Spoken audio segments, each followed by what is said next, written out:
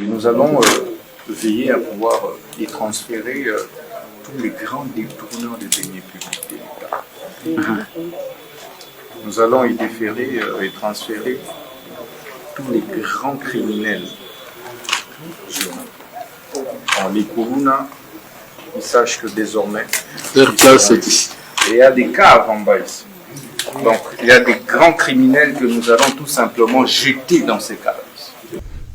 Vous savez, nous avons reçu instruction du magistrat suprême, son Excellence Monsieur le Président de la République, Tshisekedi, de lutter drastiquement contre le phénomène de banditisme urbain qui sévit malheureusement dans certaines grandes villes de la République.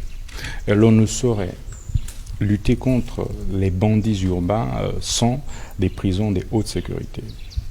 C'est pourquoi nous avons identifié toutes les prisons de haute sécurité qu'il y a en République pour pouvoir les transformer, les moderniser, les réaménager afin de pouvoir y loger tous les grands délinquants, tous les grands criminels urbains.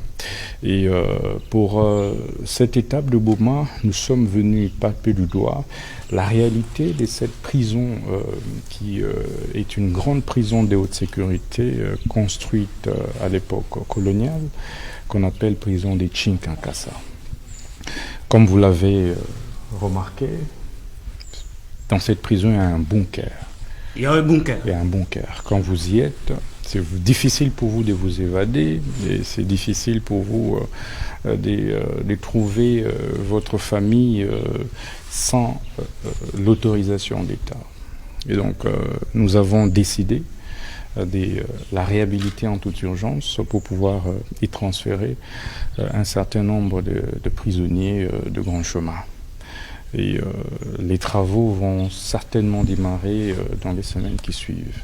Parce que nous sommes venus avec des entrepreneurs qui vont nous faire un état des lieux clair, avec un budget y associé qui puisse nous permettre d'amorcer les travaux. Vous savez, Tshinkakassa est une prison historique que nous allons faire découvrir aux Congolaises et aux Congolais, mais surtout qui fera l'objet évidemment d'un... je veux dire, ça sera un endroit de dissuasion. Un endroit de dissuasion qui va permettre de pouvoir réduire sensiblement le taux de criminalité dans les villes et territoires de la République du Congo. Vous ne pouvez pas combattre la criminalité sans prison. L'objectif pour moi, en tant que ministre d'État, ministre de la Justice et garde-sceaux, sur instruction du magistrat suprême, son Excellence Monsieur le Président de la République, et sous la coordination de Madame la Première ministre, c'est de construire des prisons, de réhabiliter celles qui ne sont plus opérationnelles. Donc, au-delà des Tshinkakassa, je viens de dépêcher une mission à Mbulambemba. Mbulambemba, c'est dans un îlot au-delà des Mwanda. Donc là, nous fonçons vers Mwanda et pourquoi pas nous allons traverser jusqu'en Mbulambemba.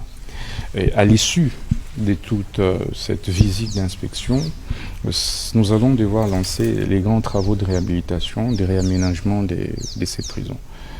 Et vous verrez que ça va servir à désengorger les prisons qui sont aujourd'hui pratiquement construites en plein centre-ville, mais en même temps à nous dégager de tous les prisonniers des grands chemins. Nous avons pris l'option de transférer désormais dans des prisons de haute sécurité tous les détourneurs de deniers publics. Donc après ce combat farouche lancé contre les Koulouna urbains, nous allons maintenant nous en prendre aux Koulouna en cravate. Donc bientôt nous lancerons la traque de toute la mafia économique et financière qu'il y a en République et qui absorbe plus de 10 milliards de dollars chaque année afin de pouvoir doter l'État congolais des moyens suffisants de sa politique.